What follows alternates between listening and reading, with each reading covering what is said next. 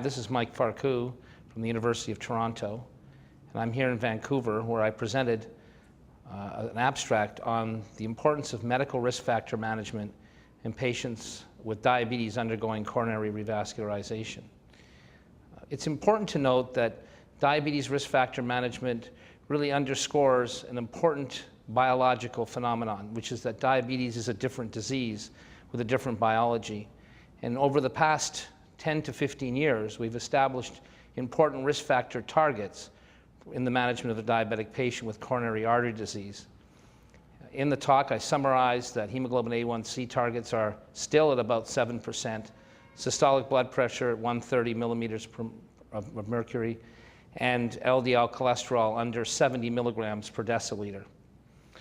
In our analysis of a pooled nature of the COURAGE trial data, the data from Berry 2D and Freedom, which encompasses many thousands of patients, we uncovered an important phenomenon that patients with diabetes and coronary disease are not reaching targets for these important three risk factors of glycemic control, blood pressure, systolic blood pressure, and LDL cholesterol. And what we uncovered was that, in fact, there was some slight improvement by 1 year when we compared baseline data to 1 year data, that in fact we could improve this, but still we're at the range of about 50% of patients reaching target for any of these important risk factors. The most stark reality, though, was the fact that for all three major risk factors, plus smoking, which would be the lack of smoking or the absence of smoking, we only achieved our goals in about 20% of patients.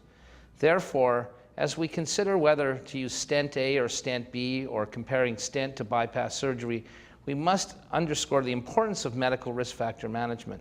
It's so important. It's linked to outcomes data, which is so robust. And we believe that we need a new paradigm in terms of improving adherence to medication, both on the physician end and on the patient side.